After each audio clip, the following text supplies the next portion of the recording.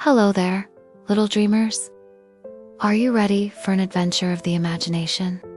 Go ahead and close your eyes for just a moment. If you had wings, where would you fly?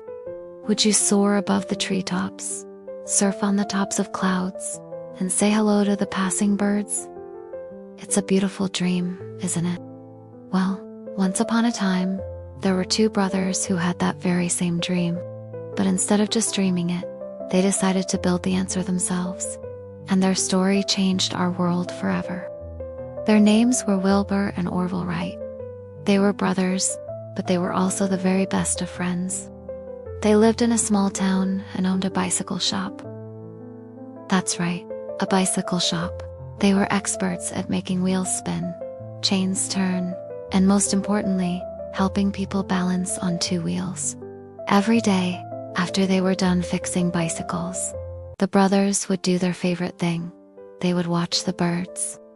They would lie in the grass, look up at the big blue sky, and just observe. They didn't just see wings flapping up and down. They saw so much more. They saw how a hawk could circle in the air without flapping its wings at all.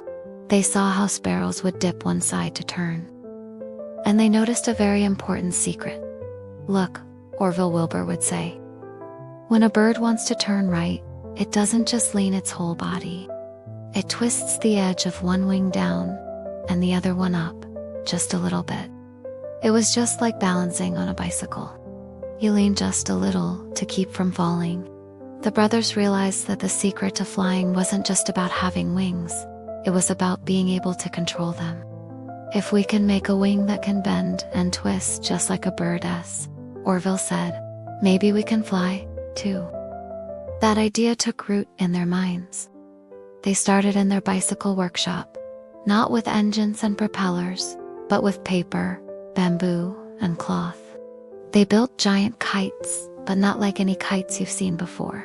Their kites had controls, strings that let them twist and warp the edges of the wings, while they were still high in the air. And they were right, it worked. Next, they built gliders airplanes with no engines.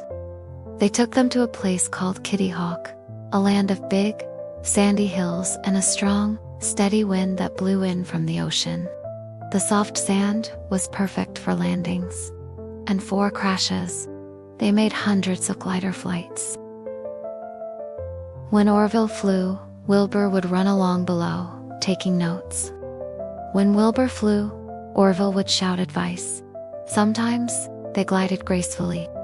Sometimes they tumbled and fell into the soft sand. But they were never discouraged. Every crash was a lesson. Every flight was a step forward. They were a team. After they had mastered gliding on the wind, they knew it was time to give their dream a heart. They needed an engine, but no engine in the world was light enough to fly. So what did they do? They built one themselves. In their little bicycle shop, they made a small, light engine that was just powerful enough. And so, on a cold winter morning, December 17th, 1903, they were ready. Their machine, the Wright Flyer, looked like a giant, two-winged kite with a small engine and two spinning propellers they had carved themselves. Orville went first. He lay down on the bottom wing. Wilbur ran alongside to help balance the wing. The engine roared to life and the propellers began to spin. The machine rattled and slowly moved forward along its wooden track. And then, it happened. It left the ground. Just a little. But both wheels were in the air. For 12 seconds. Just 12 short seconds. Orville Wright was no longer touching the earth. He was flying. The machine flew for a distance, shorter than the wingspan of a big jetliner today, before landing gently back on the sand. It was only 12 seconds, but in those 12 seconds, everything changed forever. They had done the impossible. They flew 3 more times that day, each time a little farther. Wilbur got his turn to fly. They shared the success, just as they had shared the dream and all the hard work. The story of the Wright brothers teaches us so much. It teaches us about the power of teamwork, about watching nature, because sometimes the greatest answers are flying right over our heads. And most of all, it teaches us to dare to dream big things. So, when you look up at the sky and see a plane drawing a white line against the blue, remember two brothers in a bicycle shop who looked at the birds and asked, "Why not?" Now, it's time to let your own dreams take flight. Sleep well, little one.